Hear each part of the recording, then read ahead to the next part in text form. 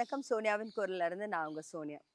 63 நாயன்மார்ல நம்ம இன்னைக்கு பார்க்க போறது கண்ணப்ப நாயனார். அவரோட பேர் வந்து திண்ணனன். அவரோட ஊர் வந்து உடுப்பூர். உடுப்பூர்ன்றது வேற எங்கேயும் இல்ல. நம்ம காளஹஸ்தி. இப்போ ஆந்திரால சிவன் கோயில்லாம் இருக்கு இல்லையா? அந்த காளஹஸ்தியோட அப்ப இருந்த பேர் தான் உடுப்பூர்.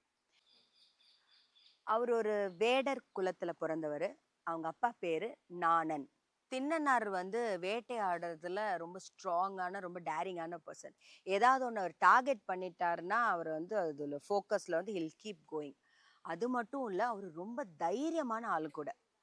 அவரு ஒரு முறை வேட்டையாடுறதுக்கு போகும்போது, ஒரு பன்னிய தொரத்திட்டு போறாரு. அதாவது எப்படியாவது அந்த பன்னிய வேட்டையாடணுன்ற முடிவுல அத தொரத்திக்கிட்டு போறாரு. அதுவும் ஓடி ஓடி அப்படியே மலையோட உச்சிக்கு போயிடுது. அத தொரத்திக்கிட்டே வரும்போது, மலை உச்சியில ஒரு குகை இருக்கு. அதுக்குள்ள இவரு போனா, அதுக்குள்ள ஒரு குகைக்குள்ள ஒரு சிவன் கோயில் இருக்கு. அதுதான் அந்த லிங்கம் தான் பிற்காலத்துல காலத்திநாதர்ன்னு நம்ம காளஹஸ்தில இருக்கிற லிங்கம். அ இவருக்கு அதுக்கு முன்னாடி வரைக்கும் சிவன பத்தி ஒண்ணும் தெரியாது. சிவன் பக்தி அதெல்லாம் எதுவும் கிடையாது. ஆனா அத பார்த்ததுலேருந்து அந்த லிங்கத்து மேல இவருக்கு ஒரு இனம் புரியாத ஒரு அன்பு, பாசம் அதெல்லாம் வருது.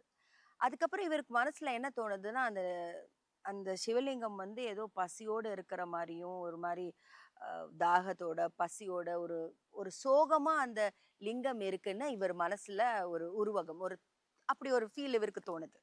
அவருக்கு வந்து அத கிளீன் பண்ணணும்லாம் இருக்கு. ஆனா, அவரு கிளீன் பண்றதுக்கான வசதி எல்லாம் அங்கெல்லாம் எதுவும் கிடையாது. இப்ப அவர் என்ன பண்ணுவாருன்னா, அ கீழ வரைக்கும் வந்து அந்த ஆத்துல குளிச்சுட்டு, அவர் வாய் நெறைய தண்ணி புடிச்சிட்டு போயி, அத லிங்கத்து மேல ஊத்தி, அத வாஷ் பண்ணுவாரு. இத டெய்லி வந்து இத நெறைய பண்ணுவாரு. டெய்லி பண்ணுவாரு. ஒரு ரொட்டீனாவே இருக்குது. அது வந்து ஒரு அபிஷேகம் மாரி தான் கருதப்பட்டது. அதுக்கப்புறம் வந்து அவருக்கு அத அலங்காரம் பண்ணணும். அந்த லிங்கத்த அலங்காரம் பண்ணணும் அப்படிலாம் ஆசை இருக்கும். அதுக்குமே அவர் என்ன பண்ணுவாருன்னா, அவர்கிட்ட இருக்கிற அந்த காட்டுப்பூ, ஏதேதோ பூ என்னென்னமோ பூவெல்லாம் எடுத்துட்டு போயி, அதெல்லாம் வச்சு, அந்த லிங்கத்த அவர் அலங்காரம் பண்ணுவாரு. அந்த கோயிலோட அர்ச்சகர் வந்து சிவகோசரியார். அவரு வந்து சாயந்தரம் கோயில மூடிட்டு போய் காலையில வந்து பார்க்கும்போது, ஒரே அந்த கோயில் பூரா வந்து மாமிசம், எலும்பு, அது அங்க இங்க துண்டுகளா கிடக்குது. அதுக்கப்புறம் கால் தடம். இதெல்லாம் பார்த்துட்டு அவருக்கு ஒண்ணும் புரியல. அவர் ரொம்ப வருத்தப்படுறாரு. "என்னடா நடக்குது? நம்ம எல்லாம் பண்ணிட்டு சாயந்தரம் மூடிட்டு போறோம். காலையில வரும்போது இப்படி இருக்கே!" அப்படின்னு. சிவகோசரியார் வந்து ஒரு நாளைக்கு பூஜையெல்லாம் முடிச்சுட்டு, இது யார் பண்றா என்னன்னு தெரியறதுக்காக ஒரு இடத்துல போய் ஒளிஞ்சு நின்னு வெயிட் பண்ணிட்டு இருக்காரு. சிவபெருமான் என்ன பண்றாருன்னா,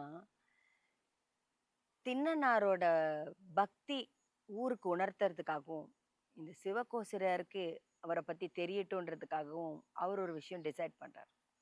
அவரு அன்னைக்கு அவரோட சிவலிங்கத்துல இருக்கிற கண்ணுலருந்து ரத்தம் வர்ற மாரி பண்றாரு. அப்போதான் திண்ணனார் உள்ள வந்து இத பார்த்தோனே அப்படியே பதச்சு போறாரு. அவருக்கு பயங்கர இதுவாகுது. என்ன பண்றதுன்னு தெரியல. அவரு உடனே வந்து ஓடி போய் மரத்துலேருந்து செடி, அதுலேருந்து இந்த மூலிகை இலை அதெல்லாம் பிச்சுட்டு வந்து அத கசக்கி புழிஞ்சு அத ஊத்தி பார்க்குறாரு. அப்பவும் ரத்தம் நிக்கல. ரத்தம் நிக்காம வந்துகிட்டே இருக்கு. அவரு ரொம்ப வருத்தமாயிடுறாரு. ஐயோ! இப்படி ரத்தம் வருதேன்னு. அப்ப சிவகோசரர் இவன் என்னதான் பண்றான்னு அவரு நின்னு வேடிக்கை தான் பார்த்துட்டு இருக்காரு. அப்போ இவரு என்ன டிசைட் பண்றாருன்னா, இதான் என் வைத்தியம்ன்னு கையில இருக்கிற கத்தி எடுத்து கண்ண புடுங்கி, அந்த ரத்தம் வர்ற இடத்துல கண்ண வச்சுர்றாரு. வச்ச உடனே அந்த ஒரு கண்ணுலருந்து ரத்தம் வர்றது நின்னுடுது. அப்ப இன்னொரு கண்ணுல ரத்தம் நிக்காம வந்துட்டே இருக்கு. அப்ப திண்ணனார் வந்து கொஞ்சம் கூட யோசிக்கவே இல்ல. சரி அடுத்த கண்ணையும் புடுங்கி வச்சிரலான்னு போறாரு. அப்ப அவருக்கு ஒரு யோசனை தோணுது. நம்ம 2 கண்ணையும் ஒரு கண்ணு போயிடுச்சு. இன்னொரு கண்ணையும் எடுத்துட்டா நம்ம குருடாயிடுவோம். அப்ப கண்ண எங்க பொருத்துறதுன்னு நமக்கு தெரியாம போயிடும்னு அவருக்கு அதுக்கு ஒரு ஐடியா பண்ணி, கட்ட விரலால அந்த ரத்தம் வர இடத்த மார்க் பண்ணிட்டு, கத்தி எடுத்து இன்னொரு கண்ண பிடுங்க போறாரு. இவர் பக்திய பார்த்த உடனே, "நில் கண்ணப்பா! என் அன்புடைய திண்ணனே நில்!" அப்படின்னு ஒரு குரல் கேட்குது. இவரு கண்ண எடுக்கிறதுக்காக அந்த கத்திய இப்படி கொண்டு போனோனே, இவரு அந்த கண்ணப்பரோட கைய வந்து யாரோ ஒருத்தங்க பிடிக்கிறாங்க.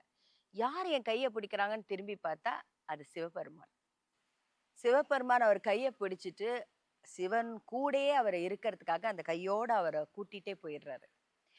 அன்னையிலிருந்து திண்ணனார் வந்து கண்ணப்ப நாயனார்ன்னு அழைக்கப்பட்டார். கண்ணப்ப நாயனார் கதைய கேட்டீங்கன்னா, சாஸ்திரம், சம்பிரதாயத்த விட தூய்மையான, நிபந்தனையற்ற, அர்ப்பணிப்பான அன்பு. அ அது ஒரு ஆழமான அது பக்தி ஆக்சுவலி எனக்கே அது என்ன வார்த்தையில விவரிக்கிறதுன்னே தெரியல. அது பக்தி கிடையாது. அது ஒரு ஒரு விதமான ஒரு அன்பு, ஒரு காதல், ஒரு அன்கண்டிஷனலான லவ் அவர் வச்சிருந்தது அவரோட காட் மேல, சிவன் மேல. அ சிவனும் சாஸ்திர சம்பிரதாயத்த விட இந்த மாரி ஒரு அன்கண்டிஷனல் லவ்வ தான் சிவபெருமான் விரும்புறாரு. அத காட்டுறதுக்காக தான் அவர அவர் கூடயே வச்சுக்கிட்டாருன்னு தான் இப்ப வரைக்கும் நம்பப்படுது. இந்த மாரி இத விட நெறைய இறை தகவல்களோட உங்கள நான் மீண்டும் சந்திக்கிறேன். அதுவரைக்கும் நன்றி, வணக்கம். ஓம் நம சிவாய.